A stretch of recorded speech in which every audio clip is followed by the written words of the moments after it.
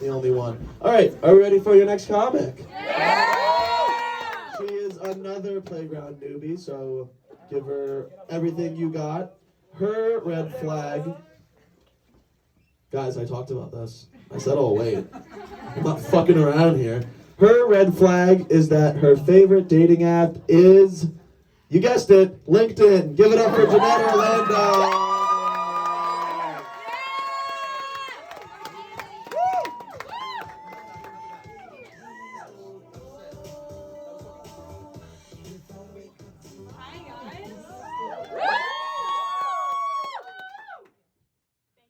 For welcoming a playground virgin here. Not an actual virgin, because not having sex in your senior year of college would be embarrassing.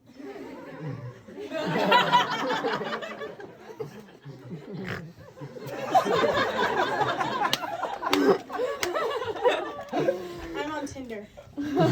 It's not great, but I have discovered this golden rule. Ready for this? You can swipe right on anyone you want. Friends, exes, distant cousins. And as long as you follow up with, oh, I just swiped right on everyone I already know, people will believe you. It's like the same thing as asking someone out on April Fool's Day, okay? You can just take that shit right back. Like, I didn't swipe right on my stats today because I already knew him. I swiped right because he's hot and I wanted to see if he was attracted to my perfect attendance, okay? Sue me for it. I don't care. But it's become a situation, guys. Because now all of my Tinder matches are classmates that do follow, like, this rule. So my DMs look like, hey, sexy. When's the midterm? Do you know how low of a point you have to hit to not be able to tell the difference between your Tinder and your Blackboard? It's devastating, okay? Sometimes, though, I do get a notification, and they'll say, can't wait to see you soon. But that one's always my period tracker. That one's always on time. Never even, like, a little bit of a scare.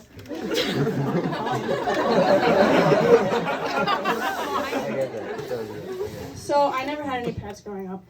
I'm sorry if this hits home for some of you, but I don't understand why dog families have a new dog just locked and loaded so fast after the first one dies. What are you teaching your kids about death? I don't know, that when grandma dies, they're going to come up to you and be like, Mommy, can we go to the shelter and get a new one? It just sets a bad precedent. I have a cousin, he would flush his iPod down the toilet whenever he wanted the newer model, okay? That dog is gone.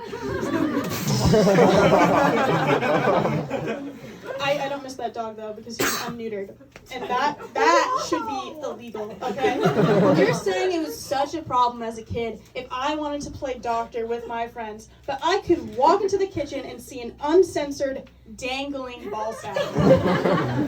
Like, parents try so hard to hide the birds and the bees stuff. Like, Bandit is humping my leg. I'm gonna figure something out.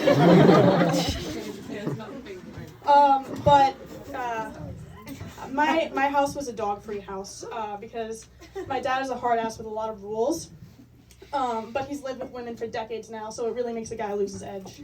Now when he goes to Target, he'll come up to me and goes, "Do you need any feminine protection products?" Like, I don't know if he means a tampon or a gun.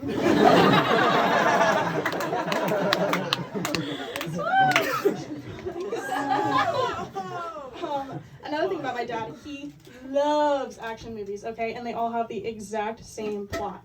It's some actor who is Chris Pine or looks like Chris Pine. And he's like an ex-spy or military guy, and he's been out of the action, but they just pull him back in, and he wants revenge. And I just have one concern. Just because the main character never has any living female family members. The wife, dead. Daughter, dead. The mother might not be in the movie, but she's probably fucking dead, okay? And it just makes me concerned because, like, what does he want to happen to me? This is his fantasy, his escape from reality, okay? Now I kind of understand why my mom would get so worried when I'd watch Bambi or Nemo's mom dive like 1,000th time and just shove more dino nuggets in my mouth. So I imagine in his fantasy, because he's retired now, not from being an action hero, but from finance. So I imagine that he's thinking he's going to get the call one day from the financial department. And he's going to be like, I can't go back to the 9 to 5. But I will. Because I need to find out who financed my daughter to death. And then he has like a little training montage on Excel.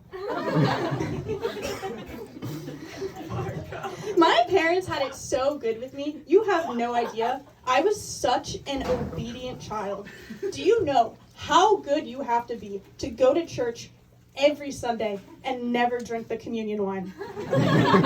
It is literally a Catholic hall pass that a priest hands to you and says, it is okay. Not that a priest putting his hands on something and saying it's okay means anything less than fine.